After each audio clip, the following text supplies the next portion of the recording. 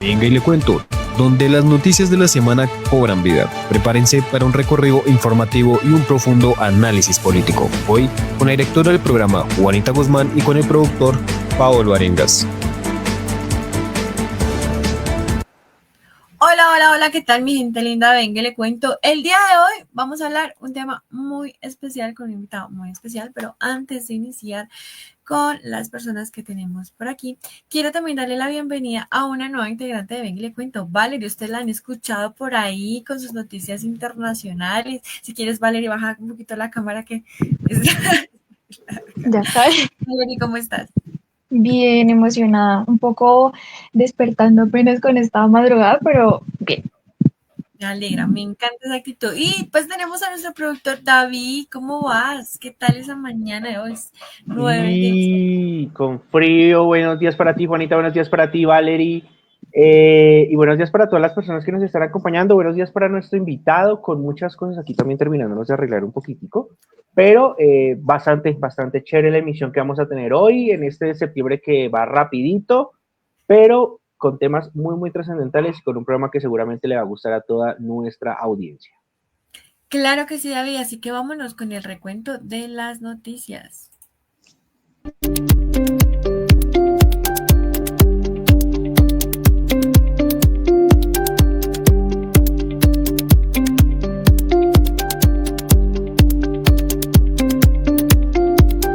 Bueno, ahora sí, muchas gracias, nuestra querida directora. Bueno, vamos a estar hablando de varios temas en cuanto al panorama noticioso, porque nuestro programa va a estar partido en dos espacios, un A y un B, pero pues que a su vez se van a conectar. Vamos a estar hablando de la prohibición de la Corte Constitucional hacia las corridas de toros y las peleas de gallos. Vamos a estar hablando también del secuestro de los militares en el Cauca, qué ha pasado con ellos, cuál ha sido la resolución y cuál es la última hora respecto a ello. También vamos a estar hablando de algo que habíamos mencionado hace un par de semanas, no sé si ustedes recuerdan, si era ahora sí me gusta, esta placa me gusta mucho más, gracias. El pacto histórico y lo que va a pasar con el futuro del pacto histórico como partido. Entonces hay una resolución que salió por ahí, hubo un plantón, pero no de matas precisamente, ya les vamos a estar explicando. Y a nivel internacional también vamos a estar hablando de una pequeña invitación que le hizo Putin a Zelensky, como quien dice, ven a mi casa, pero no, pero sí, pero no. Ya vamos a estar hablando de eso, ahí, ven. No quiero bombardear tu país, ya les vamos a estar explicando qué es lo que pasa. Pero además de ello, vamos a estar hablando con un gran invitado, porque tenemos que resolver muchas dudas y muchas inquietudes de lo que ha dejado precisamente el caso de Uribe, en este caso la resolución y todos los demás elementos que han dejado precisamente la condena al expresidente Álvaro Uribe. Pero espéreme ahí, téngame, porque ahí vamos a estar justamente conociendo al invitado, conociendo puntos de vista, opiniones y además también aprendiendo un poco de cómo va a ser lo que viene en esta parte del año y lo que queda justamente de aquí en adelante en esta nueva etapa del caso Uribe. Así que bienvenidos, comparta, comente, interactúe con nosotros y también no olvide suscribirse a nuestras redes sociales.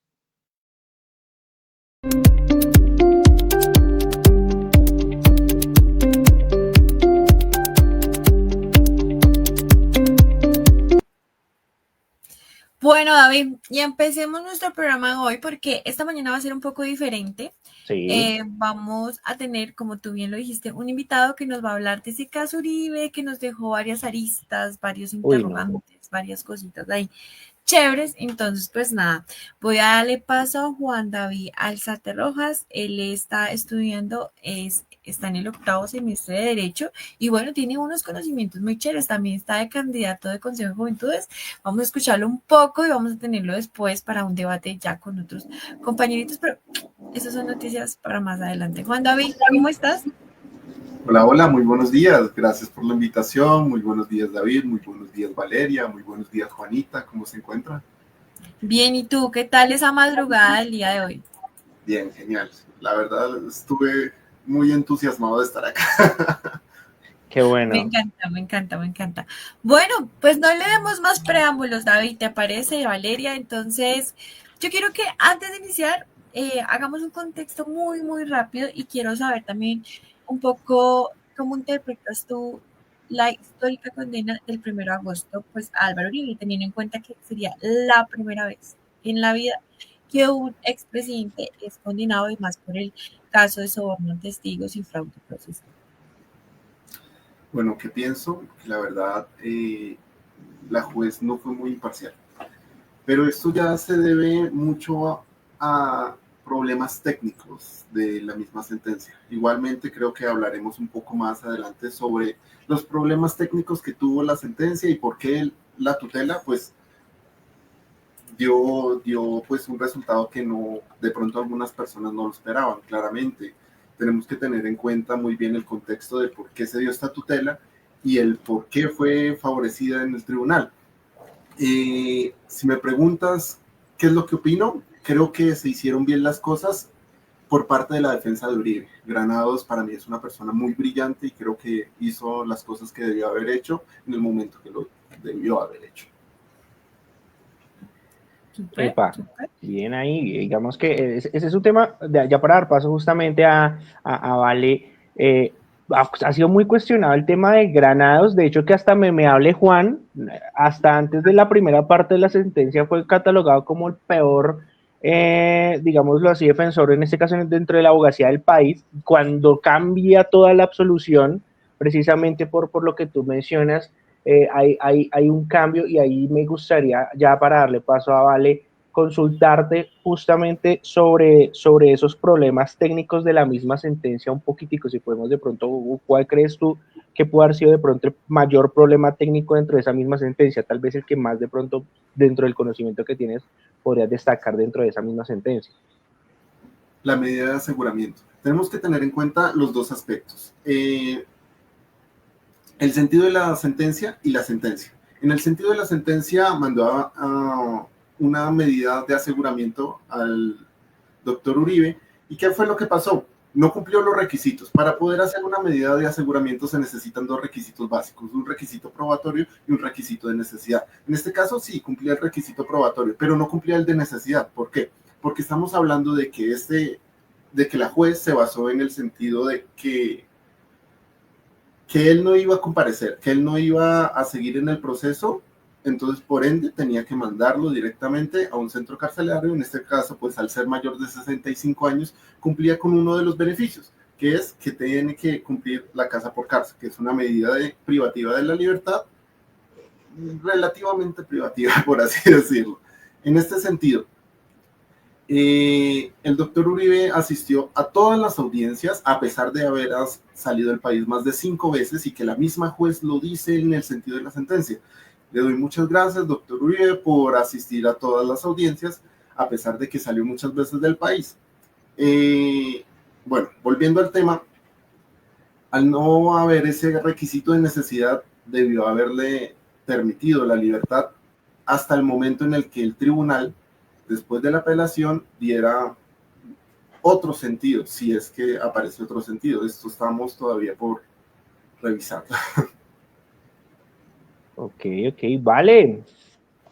Bueno, es que aquí ya comienzan a surgir un montón de preguntas, pero pues comienzo con la que tenía desde hace unos días y es que, digamos, Uribe renuncia a la prescripción y eso está estipulado en el Código Civil. Pero, por ejemplo, varios comentarios o varios analistas mencionan que esa prescripción o digo, esa renuncia no es válida, porque según lo que dice el Código Civil, solamente se valida cuando se termina el tiempo o el plazo de esa prescripción. Entonces, ahí me gustaría saber tu opinión sobre si realmente esa renuncia fue válida o no. La Corte Constitucional ha dicho de que se puede renunciar a la prescripción en cualquier momento. Lo ha dicho varias veces por múltiples sentencias. En este caso, pues la jurisprudencia ha enriquecido esta concepción de que se puede renunciar a la prescripción. No, la verdad no entiendo por qué pues, este tema, a pesar de que van en contradicción del código y que estamos hablando de leyes y otra cosa es la jurisprudencia, creo que la jurisprudencia complementa lo que de pronto la ley en este inciso pues le falta o tiene esta clase de vacío. ¿Qué papel desempeñó la Corte Suprema tras la tutela? ¿Y qué posibles escenarios se podrían ver entre confirmación, revocación, revisión? Revisión, más que todo. La Corte Constitucional, yo creo que va a terminar recibiendo el caso por revisión. Ahora, la Corte Suprema, no sé muy bien la posición frente a esta tutela, pero tengo entendido de que ellos no van a tener que, o bueno, van a dar literalmente la razón al tribunal, porque pues está cumpliendo con todos los requisitos de ley. Esta es en mi opinión, ¿vale? Claramente, hay otras posturas que dicen que no, que la Corte va a revocar pues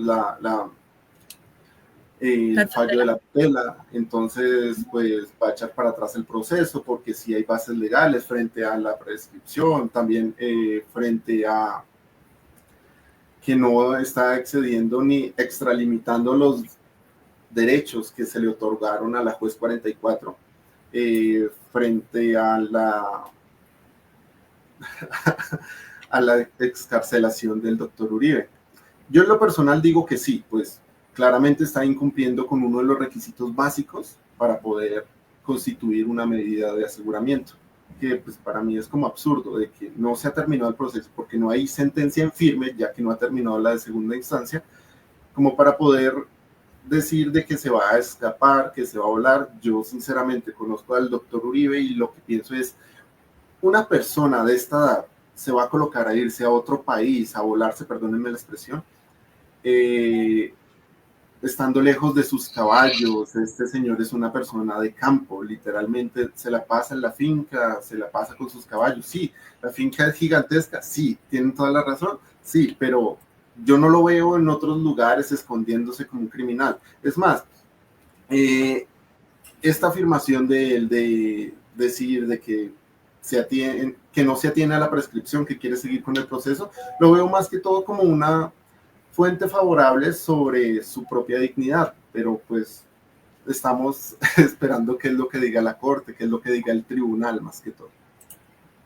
Ok, o sea, ¿tú no ves posible que él se llegase a escapar o pida asilo político en otro lado?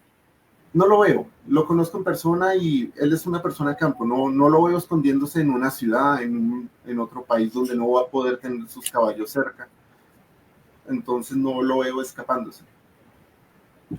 Ok, pero los caballos igual se pueden comprar en otro lado. Sí. Ese tema es interesante. Ahí digamos que se puede plantear incluso una nueva subtrama, por decirlo así.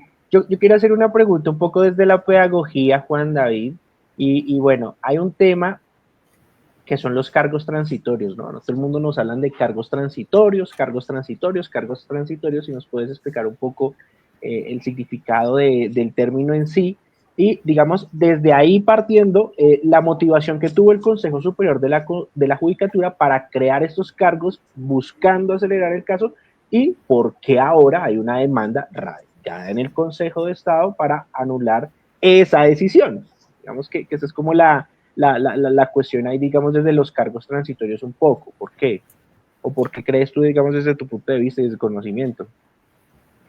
Por eso mismo, creo que todo el mundo creía que él se iba a volar. Creo que todo el mundo creía que ni siquiera iba a comparecer, porque iba a pasar como esta otra persona, González, creo que está en Nicaragua. Sí, González. Entonces, creo que gracias a esto, estas medidas transitorias era como para poder asegurar de que, bueno, perdónenme la expresión, poder retenerlo lo más posible.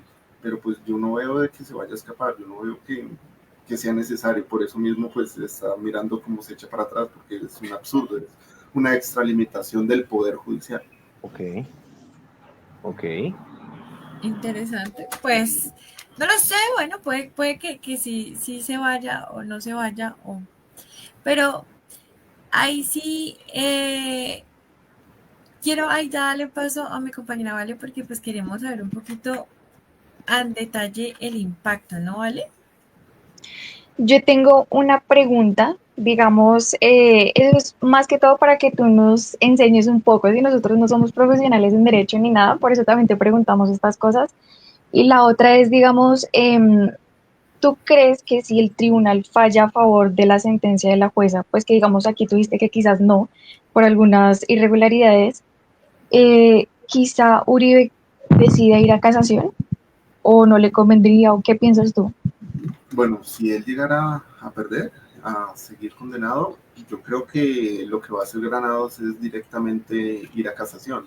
Claramente, pues va a mostrar algunos hierros, algunas clases de irregularidades que hubieron en el proceso. Ejemplo, algunas pruebas se aceptaron que para mí no se debieron haber aceptado. Él también dice lo mismo. También la valoración, la juez en cierta manera no fue imparcial, hubo cierta clase de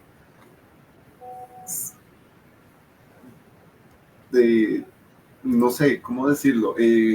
Como cierta clase de sesgos políticos, porque pues entró diciendo un discurso que para nada le correspondía a ella, también algunas clases de afirmaciones, hubo testigos que tuvieron el guardia atrás con el celular en la mano, también recibiendo con audífonos, o sea, me pareció como cierta clase de show mediático. Pero bueno, en fin, yo creo que si llegara a perder, sí, claramente él se va a casación, claramente Granados se va a casación, y creo que el doctor Uribe no se negaría. Bueno, pero entonces abramos un poquito el panorama político, el ajedrez, el tablero, ¿no? Entendamos que él dijo, es un poco paradójico, ¿no? Porque él dijo, no, yo voy a renunciar a mi derecho de prescripción el 25 de agosto, pues él dijo eso, dijo, bueno, yo voy a renunciar, pero nos dimos cuenta en el proceso que hubo mucha dilatación, que es válido porque pues la idea a la final es que gane pues la persona a la cual está defendiendo y pues, no se dice nada, pero teniendo en cuenta todos los procesos de dilatación que se vio a partir del año pasado hasta ahora y que ahora el proceso esté a punto de terminar, porque sabemos que en octubre, más o menos el 20-25 de octubre, es que ya se precluye el caso de Álvaro Uribe. Y que él diga, ya levanto la mano, quiero hacer la prescripción.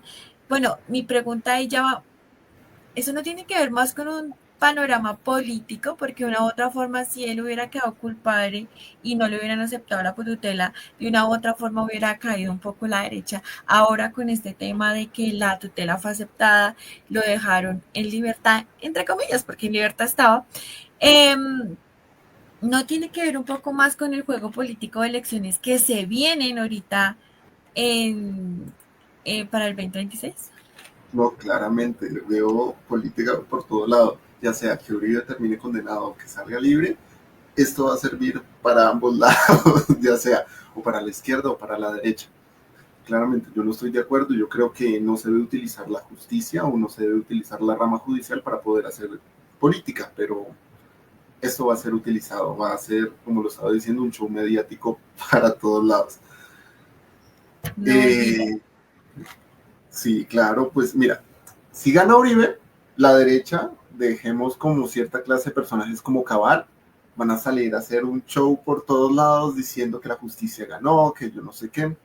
Si llegara a perder Uribe, va a salir Cepeda, va a salir de todo.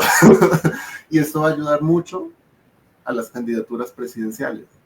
Es más, si llega a perder Uribe, ¿tú considerarías que la derecha cae? Va a tener mucho impacto, sí, pero no creo que caiga. No creo que caiga por... Bueno, no creo que caiga su ideología, más si hay cierto porcentaje de la población que se va a sentir muy, muy defraudada, ¿no? Digamos que para eso mismo se han hecho cierta clase de actuaciones, como el de renunciar a la prescripción, para poder tratar de salir libres. Lo que sí es cierto es que hasta el día de hoy, Uribe es inocente. O sea, hasta listo. El día de hoy. Ahí. ¿Vas a preguntar? ¿Vas a contrapreguntar? Listo, dale. Listo. No, calma. Vamos a calmar un poquito acá las aguas. Sí, o sea, tú estás diciendo, estás mencionando que, listo, es muy válido ese tema dentro del ajedrez político. Estaríamos hablando entonces ya de ganadores y perdedores, ¿no? Con nombre propio. O sea, María Fernanda Cabal textualmente por un lado, Iván Cepeda por el otro lado, dentro del panorama que tú crees, o agregarías a alguien más en este sentido. No, pues podría agregar a muchas personas, pero lo digo es porque estas son como cierta clase de personajes que se han caracterizado mucho por sus extremos. Digamos que para mí no existe otra persona más extremista que Cabal, ni otra persona más extremista que Cepeda. Entonces es como un pequeño ejemplo, pero claramente esto lo van a utilizar por todos lados. Ok, ahí voy justamente con ese tema y ya, digamos, pasando desde, ¿cómo decirlo? De pronto como desde la transparencia o el tema de la ley, porque sin lugar a dudas, pues el caso ha sido absolutamente mediático. ¿Cuáles son las señales que envía el caso precisamente desde los principios de igualdad ante la ley, digamos, con un expresidente que hay que decir una cosa y yo sí lo voy a decir aquí sin cuero alguno? Tengo el cabello todavía como, estoy más despierto de lo normal precisamente por el cabello mojado, y es pues que hubo dilataciones, varias absurdas, creo yo, muchas más de lo normal, están dentro del derecho de la defensa, y que el proceso ha sido muy mediático, porque estamos hablando de procesos que, si bien ha tenido pues una cantidad de elementos probatorios, extensiones y demás, pues ha sido un proceso mediático, pero desde la ley y los principios de igualdad y transparencia, ¿cómo es eso, la capacidad del presidente, de un expresidente, perdón, de maniobrar política y jurídicamente en este tipo de entornos? ¿A qué podemos adjudicar ese tipo de factores? Bueno, para poder entender esto, creo que tenemos que irnos directamente como al inicio del proceso. Él empezó siendo juzgado, esto tiene otro nombre, en la ley 600, el proceso de indagación, ya que él tenía fuero al ser senador de la República. Él renunció directamente al cargo de senador para poder ser juzgado por medio de la ley 906. En este sentido, ser juzgado como un particular más, no como un aforado. ¿Qué significa ser aforado y ser particular? Una persona que tiene cierta clase de fuero, tiene cierta clase de garantías, tiene cierta clase de beneficios y adicional lo juzgan de una manera distinta. En este sentido, él tenía todas las de perder porque pues prácticamente la ley lo contemplaba así. Es más, él estaba esperando que en el momento de pasar de la ley 600 a la ley 906 se le borrara absolutamente todas las intervenciones que tuvo. Tuvo más de 27,000 interceptaciones a su teléfono personal.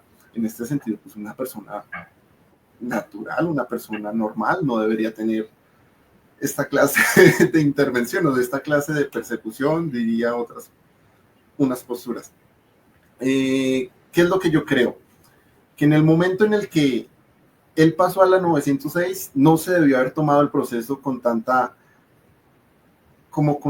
libertad, con tanto show, porque es que hacer la valoración de más de 70 testigos y tener folios de más de 1114 folios, que creo que fue la última, o sea, me parece absurdo. No creo que lo haya tomado tanto por él ni por Cepeda, sino creo que el show empezó más por la juez, por llamar la atención. Me parece que estaba como buscando cierta clase de nombre en la rama. Es que llevar un caso de estos es mediático. O sea, según tú, el procedimiento que llevó a cabo la juez no fue el indicado. No, en realidad fue mucho show. O sea, un juez normal en 2 horas máximo da el sentido de la sentencia y en 3 horas o menos da la sentencia en sí. Además, recibió cuánta prueba se le presentó y no debió haber sido así. Dice muy bien el Código General del Proceso que las pruebas deben ser valoradas y deben haber cierta clase de salidas de las pruebas. O sea, no tener una cantidad de pruebas por cierta clase de hechos, simple y llanamente debió ceñirse a lo que se estaba tratando de juzgar, que eran 2 casos, el de falsedad procesal y el de soborno a testigos, ¿no? Una cantidad de cosas que se encontraron ahí en el proceso que no van a resultar para nada. O sea, fue un show. El 28 de julio fue ya el dictamen de la sentencia. Me acuerdo que estábamos desde las 8 de la mañana con Pablo mirando el tema. Finalizó a las 6 de la tarde. Es decir, ¿no era necesario leer todas las páginas? A eso iba también No, yo. hay que tener en cuenta de que ella se extralimitó. Ella tomó valoración de las pruebas de cosas que no tenía por qué valorar. O, ejemplo, si iban a juzgar, no sé, sobornos a testigos, busques testigos puntuales, pero recibir 70 testigos, o sea, habían testigos que decían, yo no me acuerdo de nada. ¿Valía la pena perder el tiempo en eso? ¿Valía la pena hacer una cantidad de folios? ¿Valía la pena consignar toda esa información en folios para durar 10 horas leyendo un sentido de la sentencia? No creo. Yo tengo una pregunta. Digamos, ¿tú no crees que eso haya sido por la magnitud del caso? Como para mostrarle a la gente, miren, o sea, tengo que hacer esto, mostrar esto, un montón de pruebas para que la gente pueda creer en la sentencia que yo voy a proferir. ¿No crees que puede ser eso o no sé? Bueno, yo creo que en realidad en el momento en el que pasó de la ley 600 a la 900 persona normal. No creo que debió haberse hecho de esta manera. Claramente, estamos hablando de un expresidente, sí, pero es un expresidente que estaba siendo juzgado no como calidad de expresidente, sino como calidad de persona, como una persona particular. O sea, no estaba siendo juzgado como expresidente, estaba siendo juzgado era por unas clases de conductas que se cometió, que ni siquiera cometió él, lo cometió el supuesto abogado, que tampoco era abogado de él, no tenía un poder.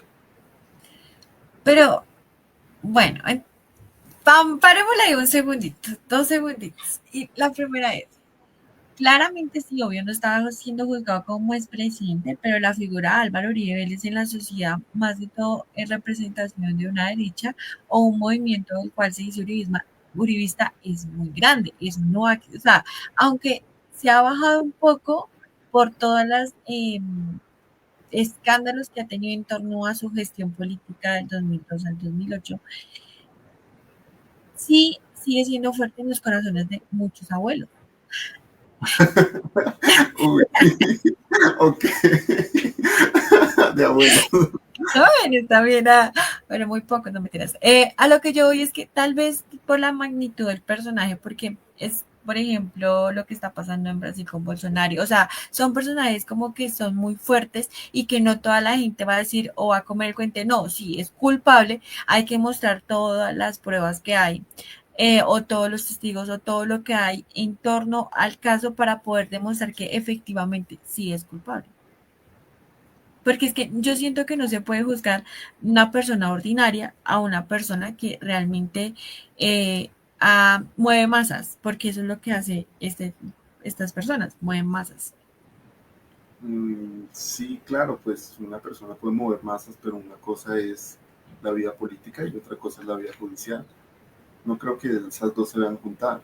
Es más, si se junta la vida política con la judicial, estamos entrando directamente en un delito, que es tráfico de influencia. Pasa, y está pasando. Pues sí, pero también una persona que estaba interviniendo en el proceso era Cepeda y él también es una persona política. Es más, pero está cogiendo fuerza a raíz de esto. O sea, no era tan fuerte como Álvaro Uribe. Pues que yo sepa, Cepeda también era senador. Pero bueno. No, sí, o sea, no te digo no. A lo que yo voy es, o sea, entiendo tu punto de vista legal, ¿sí? Porque pues claramente a los ojos de la ley todos somos iguales. Si tú lo pones en el papel, eso se cumple, claro. Pero a la hora de la verdad la cosa no es así. Y hasta la misma María Fernanda Cabal se volvió a decir, es que están juzgando a Uribe como si fuera una persona normal. Entonces, tal vez por lo mismo, por lo que representa también el hecho de presentar las pruebas, era necesario. Y aún así no se creen las pruebas. Y aún así, pues Aún así, a pesar de lo de las chuzadas, el famoso reloj grabador, no va a estar, o sea, aún estamos en ese proceso donde se sabe si va a estar o no va a estar. Y aún así se querían quitar ciertas pruebas porque según legalmente no estaban establecidas. Entonces, sí, quiero saber qué tipo de pruebas son permitidas y serían necesarias para de una vez decir si esa persona es culpable o no es culpable en el caso, por ejemplo, del expresidente. Uy, es que acá es donde tenemos que diferenciar qué pruebas eran contra el expresidente Uribe, qué pruebas eran contra Cadena. Ejemplo, los relojes chuzadores fueron grabaciones de Cadena, no fueron grabaciones de Uribe. ¿Qué significa? En el derecho, o bueno, voy a colocárselas como un ejemplo. Normalmente hay abogados que te van a decir como, mira, si tienen una conversación continua y tú no autorizas una grabación, no debería ser válida.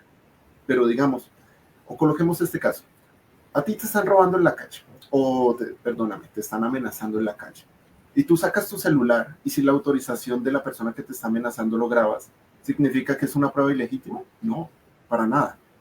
Es una prueba legítima, ¿vale? En este sentido, las grabaciones que hubo en el reloj, para mí, son pruebas válidas, sí, pero resulta que el reloj lo manipularon. Hay partes que están cortadas.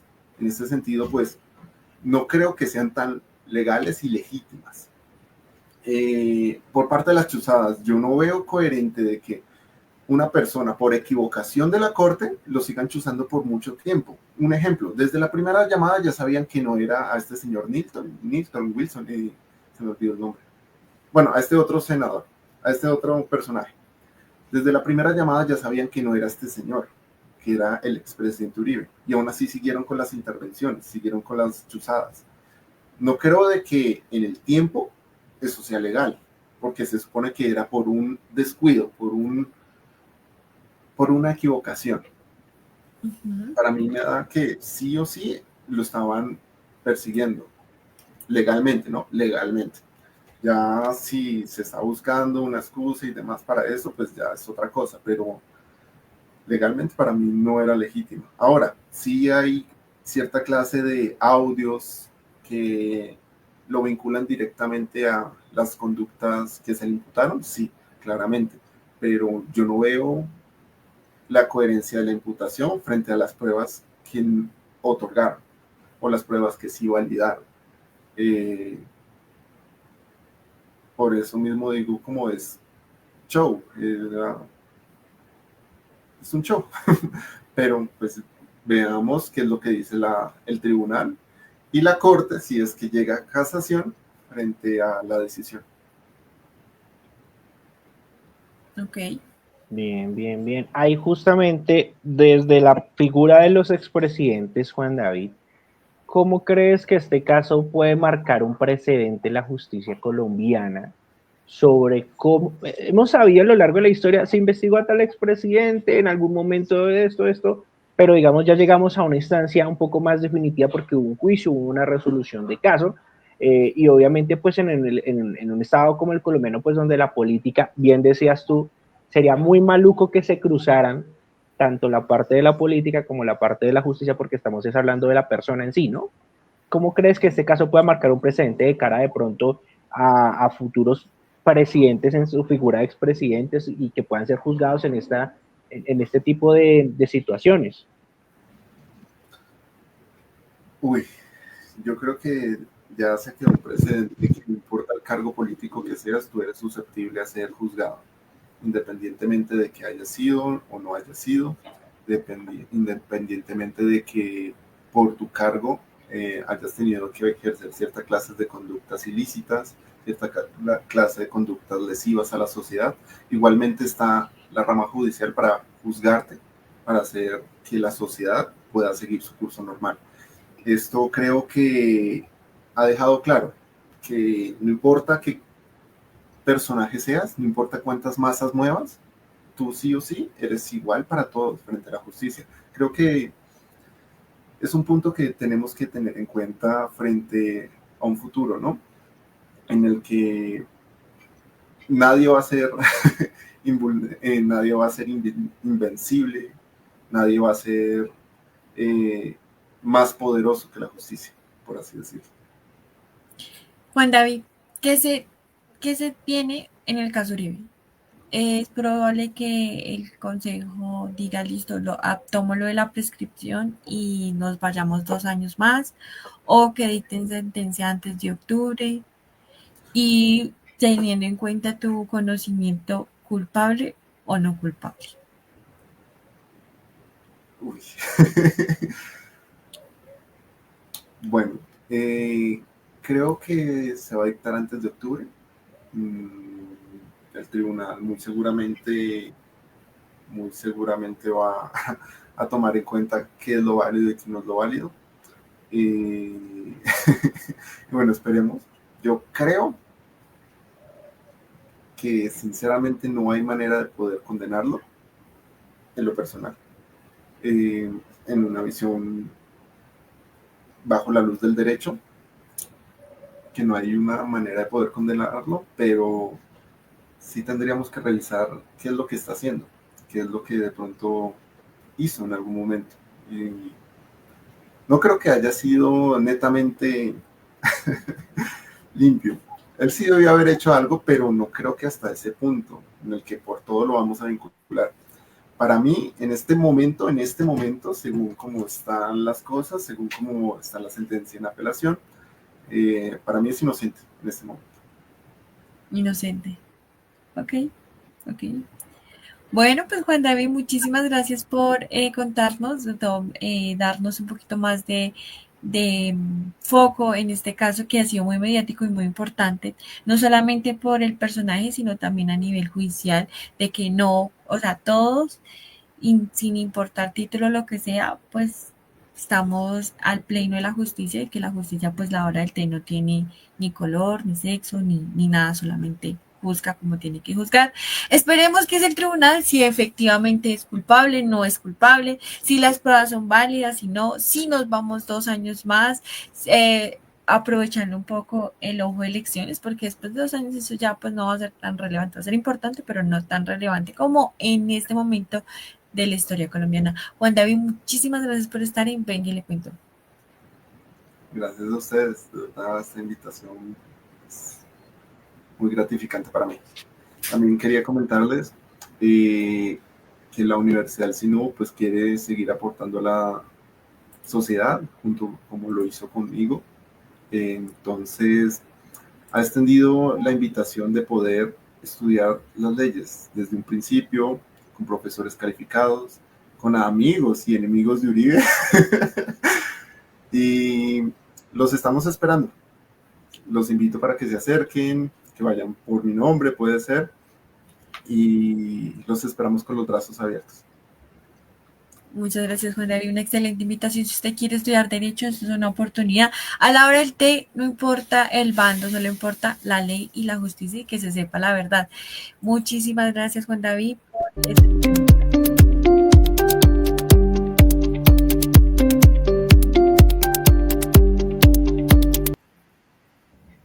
Listo. Y nosotros seguimos por aquí hablando un poquito de esas noticias. ¿Cómo les quedó el ojo, muchachos? Ahí va, desde la pedagogía es importante, porque tuvimos precisamente un episodio, un momento desde la pedagogía, y obviamente también el contraste, ¿no? Yo también me quiero situar como en el contraste, ¿no? Porque tenemos opiniones en contra, tenemos opiniones a favor también, y obviamente por la invitación a que las personas puedan encontrar ese contenido que vamos a estar compartiendo inmediatamente después de la realización de ese programa. Bien, bien interesante, ¿vale? ¿Tú cómo lo viste? Igualmente es que el derecho es muy amplio, muy complejo, entonces digamos también, no sé, nos falta aprender cositas, pero pues estuvo enriquecedor. ¿Y qué les parece si seguimos? Vamos a hablar de una ley muy importante, ¿no? Adiós toros, adiós pelea de gallos. Ay, sí, esto me tiene a mí supremamente contento. Había que hablar de esto y hay que hablar de esto. De hecho, que les tengo, hay una noticia bastante insólita, pero voy a hablar primero de lo bueno. Y es que obviamente la Corte Constitucional ratificó la decisión de restringir prácticas violentas con animales. Así que si ustedes chicas o usuarios del programa tienen un toro, no pueden hacer nada malo con ese toro, por favor, me lo cuidan, me lo respetan, porque el 4 de septiembre el Alto Tribunal dejó en firme la ley 2385 del 2024, conocida como la ley No Más Olé, que prohíbe las corridas de toros en todo el país. Pero también se ratificó que las prácticas de maltrato animal, además diferentes a estas actividades, atentan contra los principios constitucionales de dignidad humana y bienestar de los seres vivos. Ojo con esta última frase, ténganlo ahí en cuenta, bienestar de los seres vivos, porque tiene como objetivo también no solamente las corridas de toros, sino actividades que presenten sufrimiento innecesario para los animales. Entonces ahí estamos también hablando de las peleas de gallos y también de otro tipo de actividades como el coleo. Recordemos que acá en Colombia se celebra una cosa que se llama el Festival Internacional del Coleo y hay un mundial del coleo donde lamentablemente pues se maltrata el animal jalándole de una de sus extremidades, haciéndole caer y pues obviamente esto genera luxaciones, fracturas e incluso hasta puede llegar a situarse la muerte. Así que no solamente... David, ese es el Dime. que se tira de un caballo y Ese coge la no. cola del toro. Sí, en ese es el que tú, hay una pista de arena y entonces tú vas en un caballo como jinete, de hecho que ahí lo estás viendo, ahí va y entonces te acercas lo más posible al toro y le jalas en cierto punto pues la cola, como que tratas de enrollar la cola para hacerlo caer y pues cae aparatosamente el animal. Algunos datos rápidamente, en este país hay cerca de 15.000 cabezas de toros de lidia en todo el territorio colombiano.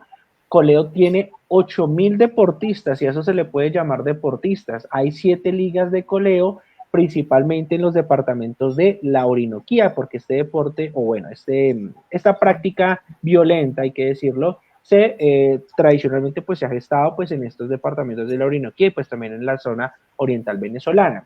La temporada taurina, de acuerdo pues a estimaciones del Diario de la República, dicen ellos, mueve cerca de 600.000 empleos directos en Manizales. ¿Dónde se lleva o en qué época del año? En la feria de Manizales, que es a finales de año. 15.000 empleos indirectos y pues los eventos ocupan cerca del 90% de la capacidad hotelera. Estos son como algunos impactos que tiene, pero obviamente lo que propone la ley primero es un desmonte a 3 años y también un efecto positivo secundario, porque bueno, sí, que se acaba la temporada taurina, que se acaba, pero lo que busca es reconvertir estos espacios, estos escenarios como centros culturales que puedan permitir primero apropiaciones desde la identidad cultural, el respeto también a la memoria, como lo que está pasando, por ejemplo, en Bogotá con la Plaza Santa María, que se ha ido convirtiendo gradualmente en el Centro Cultural La Santa María, o en Cali con Cañaveralejo, que se ha convertido en una arena de eventos culturales y también para conciertos. Así que digamos que también la ley quiere proponer un poco de cara al futuro, pues este cambio, y obviamente pues es una gran victoria para todos los animalitos, para los defensores de los animales, y obviamente pues lo sentimos mucho por todas estas personas que aparecen aquí afectadas, pero primero hay que preservar la vida de nuestros animales y esto pues es supremamente valioso de cara pues a la sociedad y a un proyecto que va a tener su impacto en estos primeros 3 años de una manera bastante clave. A mí me llama un poco la atención es los argumentos. Entonces dice que la norma vulnera la protección de la diversidad cultural y el patrimonio de la nación, afecta el libre desarrollo de la personalidad, o sea, de la personalidad, restringía la libertad de expresión. ¿Qué libertad de expresión tiene que ver esto? Y atenta contra los derechos adquiridos y la propiedad privada de quienes se dedican a la tauromaquia y actividades de asociaciones. Por lo que, pues, claramente, pues, el tribunal, ¿qué pinches estás diciendo? O sea, eso no tiene... Lastimar un animal por simple diversión no tiene absolutamente nada que ver. Pero hay un señor que se llama Santa María, que es como el promotor que está promoviendo que siga el tema, y dice: es muy fácil decir que los animales sufren, que se les hace maltrato, pero la verdad es que la naturaleza de estos seres es morir en un matadero o en una plaza de toros. El toro bravo, por su naturaleza, por su firmeza y su espíritu de combate, no tiene ni idea que es su sacrificio, mientras el día en el día en Colombia mueren más de 14.000 bovinos sacrificados en plantas cárnicas. Y de esos, y esos que son mansos y saben que, pues, que los van a matar. Si mira, esto es lo que más me da. Si los gallos de pelea no sirven para pelear, pues se extinguen, porque hay gallos que son aptos para la producción de carne y huevos. Ah, No, pues que se extingan, o sea, es o sea, es una cosa, yo creo que acá la violencia llama mucho más la violencia, siempre lo hemos dicho, pero si a los animales tú les enseñas o los cuidas más bien pues de inducirlos desde la parte de violencia, obviamente va a haber un cambio en la naturaleza precisamente del mismo animalito. Pero pues es un argumento que se cae por su propio peso desde el absurdo del discurso. Es un tema de verdad de locos. Pero bueno, ahí les comento, a mí la verdad, y yo sé que también a ustedes y a la comunidad de Ven y le cuento, le alegra mucho esta noticia. Y bueno, va a ser un motivo muy especial para las próximas marchas animalistas, seguir reivindicando estos derechos que tienen los animales, porque precisamente hablamos de seres vivos que hacen parte de un ecosistema y hacen parte precisamente de la activación de muchas maneras, cultural, económica, de una región, en este caso pues también de nuestro país, Valeria y Juanita. es verdad.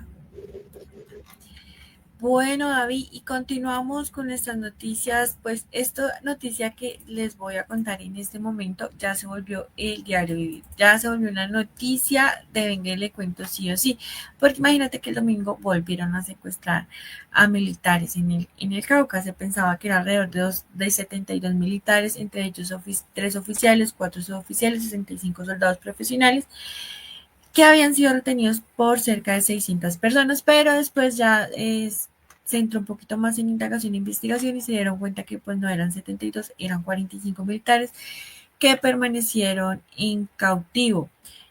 El día domingo, el día lunes, gracias a Dios, fue un periodo muy corto, fueron rescatados y llevados a Popayán.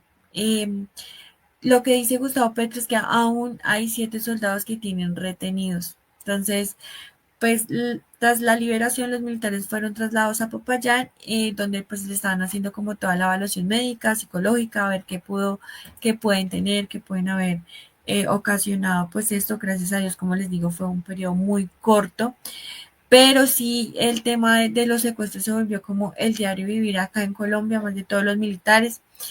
Los lugareños del conflicto del departamento Cauca secuestraron a los 45 y estos pues ya sabemos que es el grupo armado ilegal de Carlos Patiño de las disidencias de las FARC.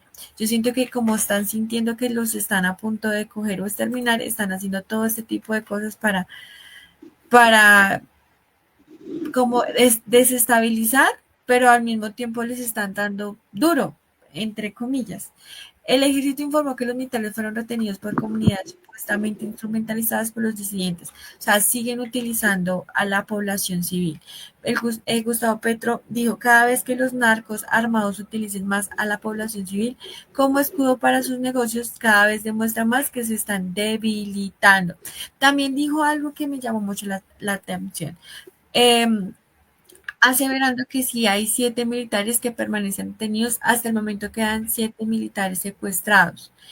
Pero lo que les quería decir es que Petro dijo que si seguían utilizando a la población civil, iban a enviar fumigación. ¿Cómo así? ¿Cómo así? Ah, mira la cara. Dada a la táctica mafiosa de oponer personal civil al ejército, la Corte Constitucional debe reconsiderar su sentencia. Allí donde la ciudadanía ataque al ejército, habría fumigación aérea. Mi pregunta ahí es más para las personas que nos escuchan y es, bueno, yo nuevamente veo que aquí vemos un escenario donde la población queda a merced de dos bandos armados, ¿no? Uno que es ilegal y otro que no. Y nuevamente volvemos a la época en donde o haces caso o si no, pues, qué tan culpable es la misma población, ¿no?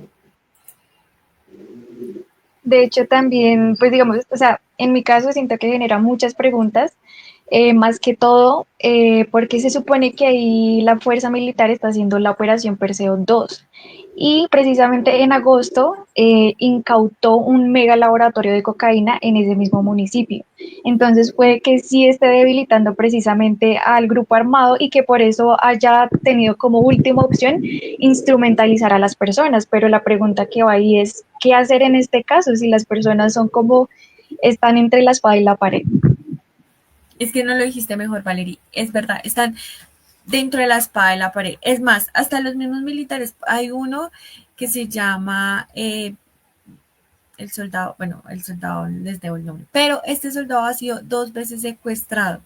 Y él dijo lo siguiente, dijo, nos sentimos humillados, maniatados, nos sentimos débiles ante una justicia que desafortunadamente contra nosotros los militares es demasiado fuerte, pero contra los bandidos es muy laxa y persuasiva. Nos da tristeza porque somos nosotros los que estamos acá en intemperie todo el tiempo, mojados con sudor, con sangre, y como soldados nos baja la moral porque hemos entregado compañeros, lanzas míos que han caído mutilados, han caído muertos, así sean 30 campesinos nos enfrentan a nosotros. Entonces, sí están un poco consternados. ¿Por qué? Porque pues es la misma población a la que están protegiendo, la que les están haciendo, pero también no es totalmente culpa de ellos, ¿no?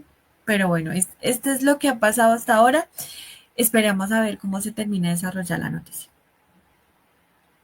Sí, vamos a ver qué termina sucediendo. Como bien ustedes mencionan, la población en la mitad, ¿no? Los civiles en la mitad y son los que menos peras en el asunto tienen y son los que sufren desde acá justamente nuestra mayor empatía y nuestro abrazo solidario pues a toda la población que ha sufrido durante tanto tiempo estas manifestaciones tan fuertes de la violencia. Me permito mencionarles que, perdón, pues el Consejo Nacional Electoral aprueba la fusión del pacto histórico, pero excluye a la Colombia Humana. Me llama mucho la atención porque los colores de la Colombia Humana, e incluso en el logo, eso es una cosa muy absurda, conocimos que la Colombia Humana tenía los mismos colores, es como el papito del pacto histórico en cuanto a la identidad y en los colores, pero fue excluido, dijeron como a un Es lado. el padrastro, porque se lo quitaron. Sí, como que vaya para allá, ya usted no me sirve, volvió el papá, ya me alimentó, ya me cuidó, ya, entonces es un chiste, es un chiste. Pero entonces la Corte Constitucional menciona justamente desde un texto por el magistrado liberal Altus Vaquero menciona o indica que la sala plena pues tiene la última palabra. La Colombia Humana no puede fusionarse con el pacto porque se han cometido irregularidades en la aprobación interna de la fusión. En la última asamblea, creo que esta es foto de la última asamblea, si mal no estoy, que se llevó a cabo acá en Bogotá y donde se hicieron pues justamente varios anuncios.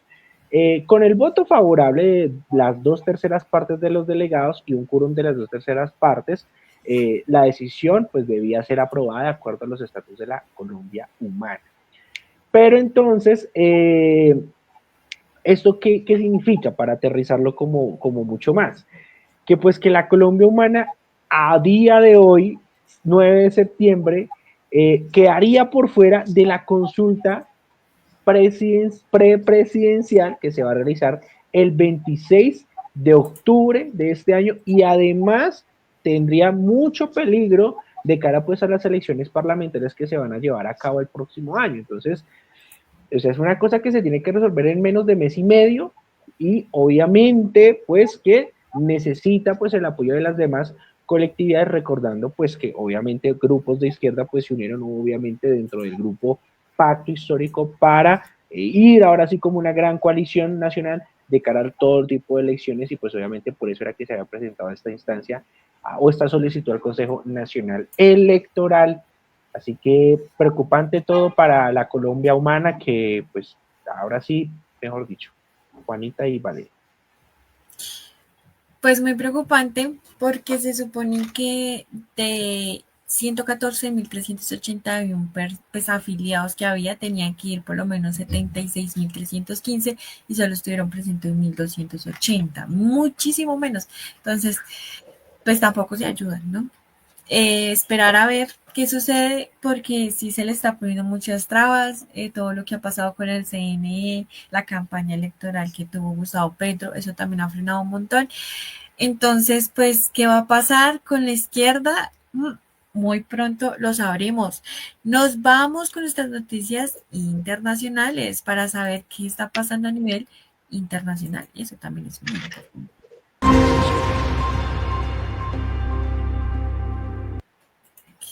Y vale, ¿qué tenemos en noticias internacionales? Bueno, hay algo como una noticia un poco decepcionante y a la vez contradictoria, porque el presidente Putin invitó a Moscú a hablar al presidente Zelensky de Ucrania, supuestamente manifestando tener la disposición de hablar, de llegar quizás a un acuerdo de paz.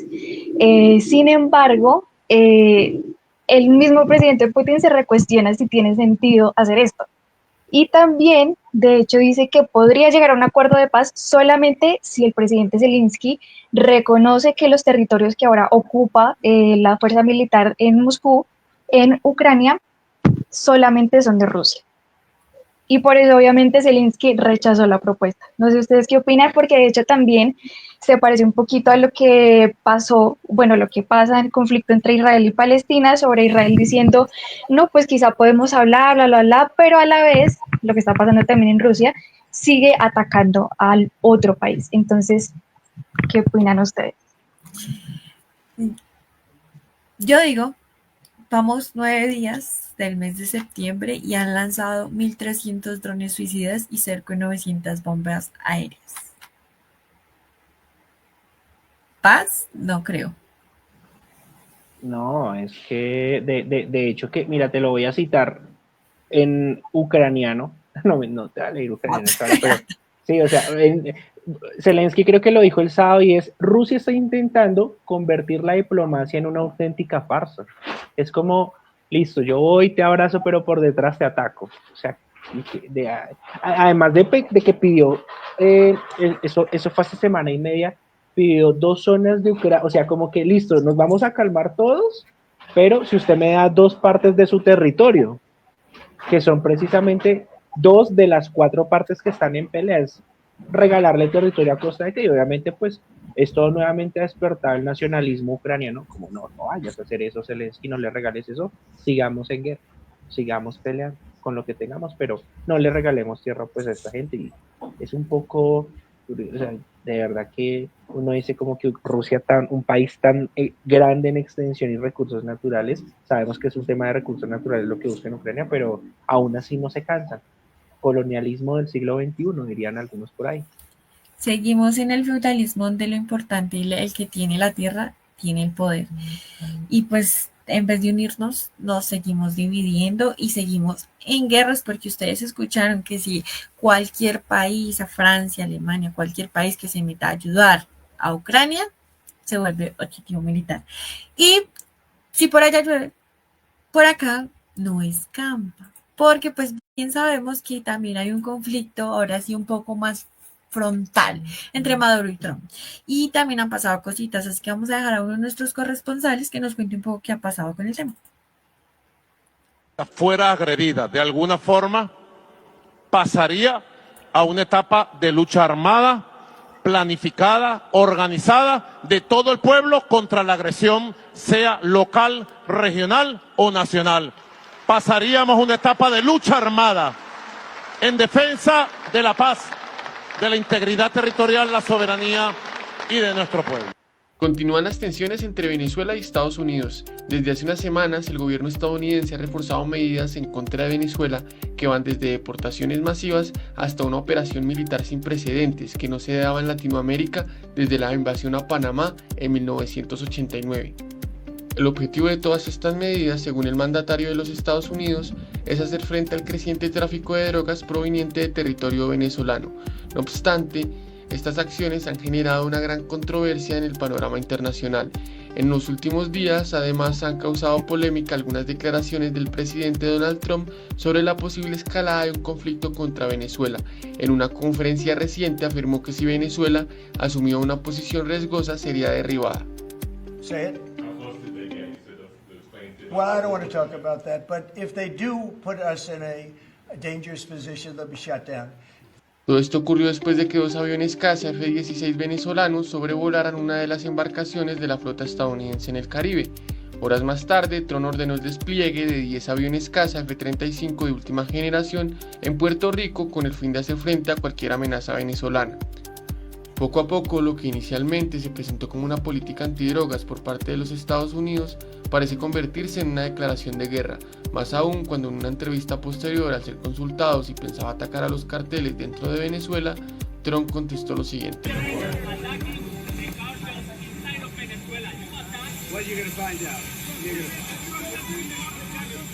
Con este panorama, las relaciones entre ambos países atraviesan uno de sus momentos más críticos en décadas, dejando en el aire la posibilidad de un conflicto abierto en la región. ¿Cómo lo ven ustedes? Ay, eso está... Eso es como si yo tuviera una fuga de gas y prendiera un fósforo en la casa. Así lo... No. No se me haría raro que hasta uno viera pasar los cohetes encima de Bogotá. Ay, no, qué miedo. Entonces, me gusta, así como esa, en qué película es que uno ve como en la noche que va pasando así la lluvia. Párrafo aparte para el traje militar de Nicolás Maduro, yo quiero esa cobija, se ve que es bastante algo de abrigadora, ese camuflado de tigre, de la tigresa, pero eso, ¿cómo es? Pelea de tigre con burro amarradas, ¿qué dicen por ahí? Sí, prácticamente. Pero pues aquí entra un factor y un contrincante muy fuerte, porque yo siento que estamos históricamente en la reorganización mundial de las potencias y es China. Sí. Y eso nos lo mostró, eso no lo hablamos, pero eso toca tocarlo. El armamento que tiene, el desfile que hizo. De la nada, ¿no? De la nada, salieron ahí a mostrar sus juguetes. Dijo, Qué vamos raro. vamos a hablar de qué tenemos debajo de la manga, y tiene una manga muy interesante. Preciso ahora, ¿no? Y apareció por ahí el de Corea del Norte también después de 7 años. Aparición pública de la nada, así, como que, Y con Putin al lado. O sea que, y Estados Unidos se ve que se está cayendo a pedazos. Pero bueno, recuerden seguirnos en nuestras redes sociales, estamos en Instagram, nuevamente les debo el Facebook. La siguiente se los pongo, prometido. Esperen, acá problemas técnicos. En Instagram pueden ver también esos avioncitos, ahí está. Instagram, TikTok y YouTube como @venguelecuento.p, y Facebook, porque también estamos en Facebook, lo voy a poner, lo prometo, la próxima vez sí lo pongo. Y eso al aire, ¿cómo estamos, David? En Subalaire nos encontramos como @subalaire88.4 en X, YouTube, Facebook, Instagram y TikTok. Recuerden Subalaire88.4 y van a encontrar diferentes contenidos, diferente programación también, talentos locales, los diferentes espacios informativos también, Epifanía, Al Filo de lo Real, Al Filo de lo Desconocido, Faltas en Movimiento y todos nuestros espacios también, publicaciones. Así que por favor, no olviden seguirnos en Subalaire y en Venga y le Cuento. Y tenemos algo muy especial, pronto les estaremos diciendo, porque tendremos un debate acá y un debate mucho más grande con Subalaire. Esto fue todo por hoy. Muchísimas gracias, Valerie, gracias, David, a nuestro invitado, y chao, chao.